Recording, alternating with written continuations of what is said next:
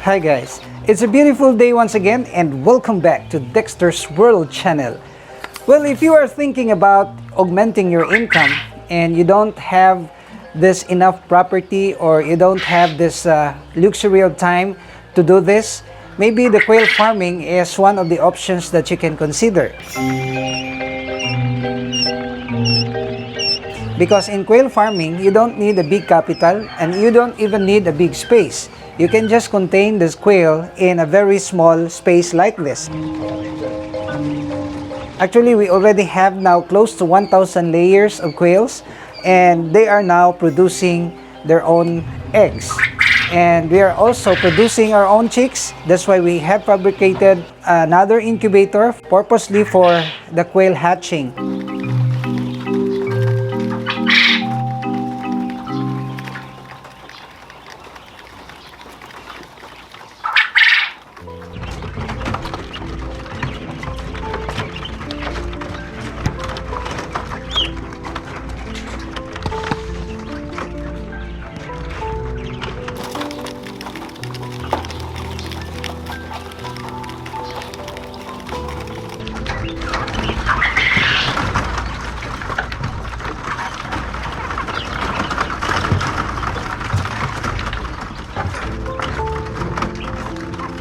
And the main businesses in quail raising or quail farming are many. The one is we can sell meat of the quails, and number two, we can sell the eggs of the quails. And in some other places, they are selling this balut eggs of this quail, these incubated eggs that would be mixed with breadcrumbs and they are sold in the streets.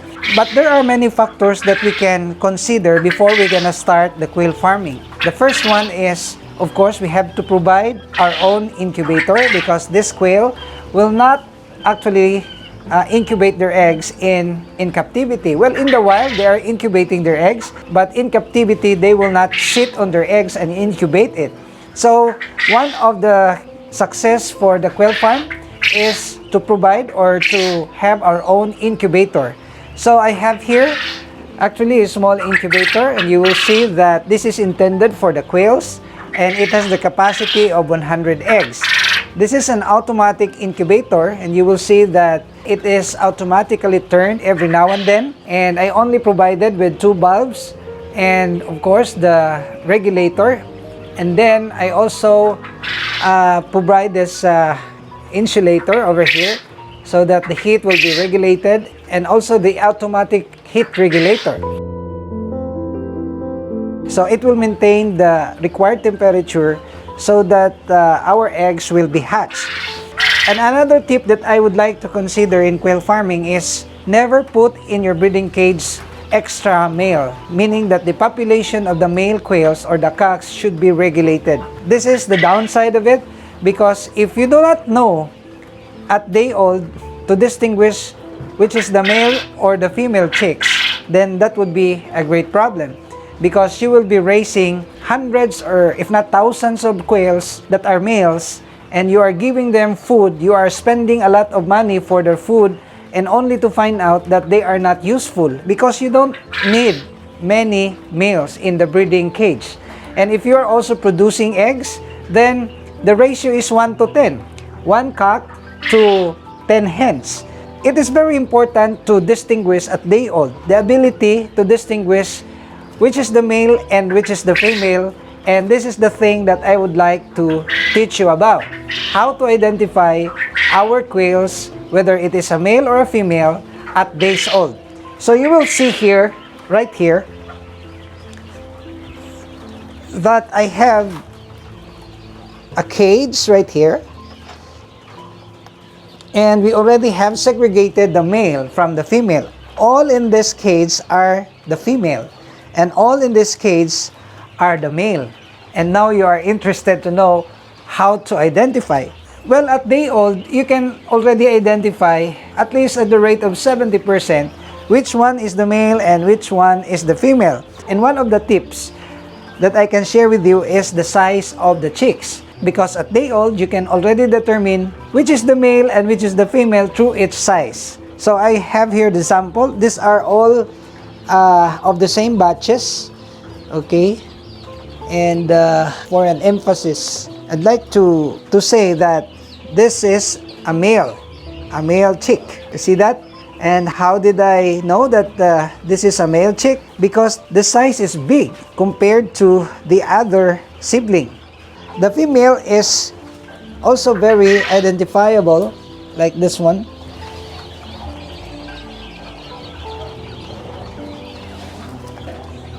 So you look at here the difference in size. They are hatched at one time. The male one has grown very big and the female is still very small.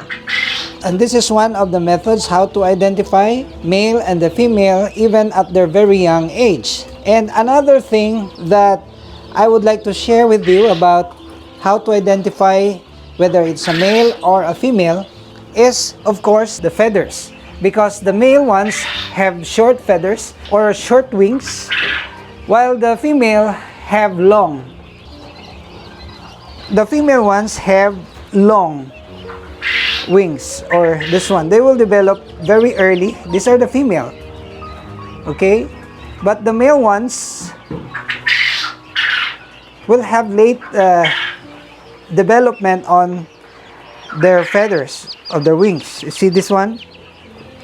It's not long. This is a female and this is the male. So you don't see these feathers protruding.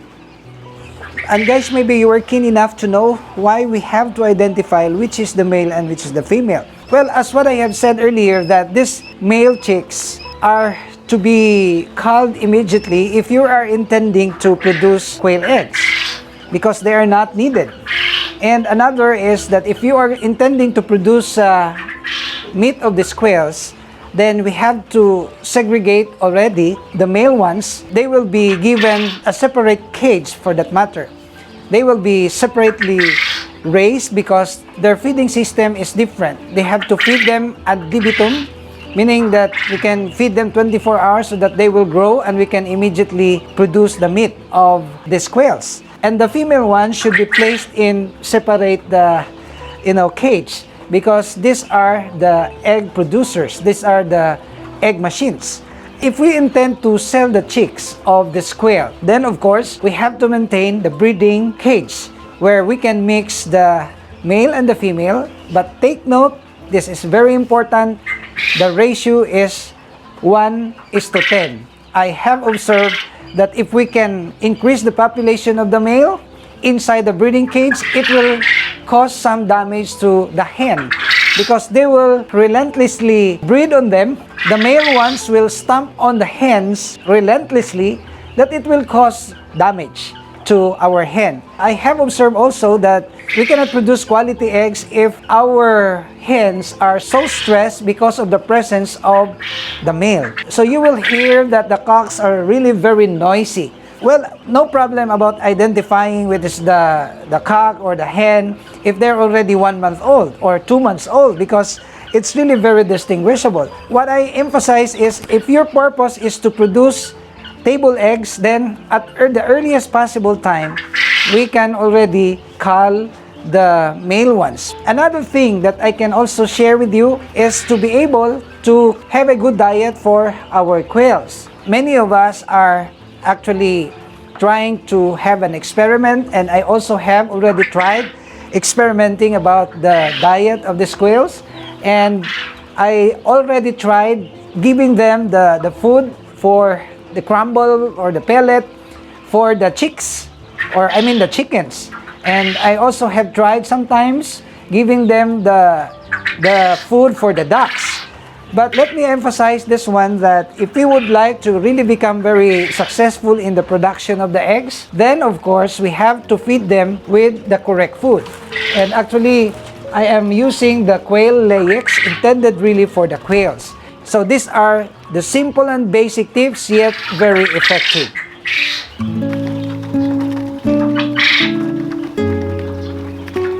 When we first had this attempt to produce our quail, I said to you that we don't need to have, plenty of breeders or starters, parent stocks, because It's my principle to test the waters. Of course, I have assessed the situation, the environment, and the kind of temperature that we have here at the back of the house. And it gives us good result, and we are slowly progressing. And just this morning, our staff Toto were able to already gather some dozens of eggs.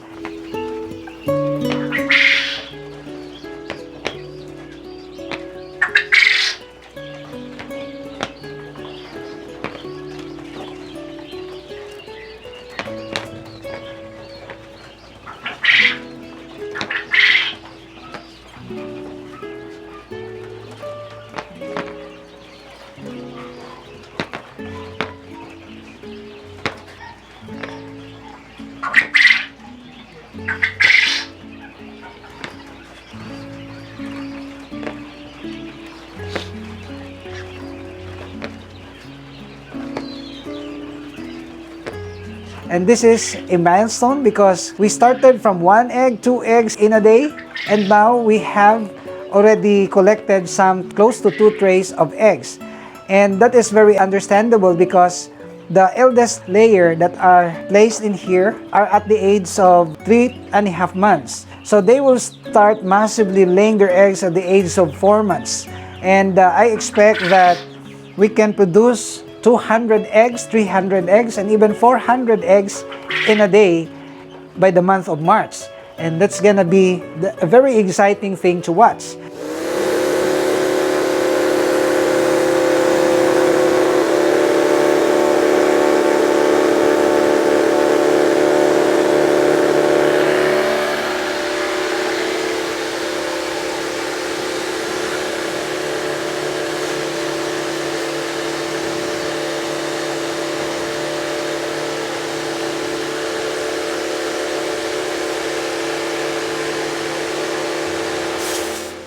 And also, I would like to share with you that we already have culled some of the adult males, and I will show you the breakfast that I am going to eat today. Come on, let's go inside, and I will let you see my viand. Yesterday, I ate a good breakfast. I had this lettuce salad and this fried quail. And today, I will eat that again.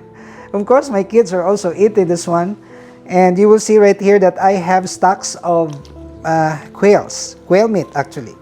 And you will see here, these are the meat that we are keeping in the refrigerator. Every time that I would like to eat the quail meat, of course, I will just instruct our staff to cook fried quail. The quail meat can be prepared in so many recipes actually.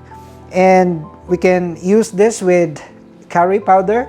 We can make this with, adobo, and also we can deep fry and then coat this with the breadcrumbs. There are many ways on how to prepare good breakfast out of the quails.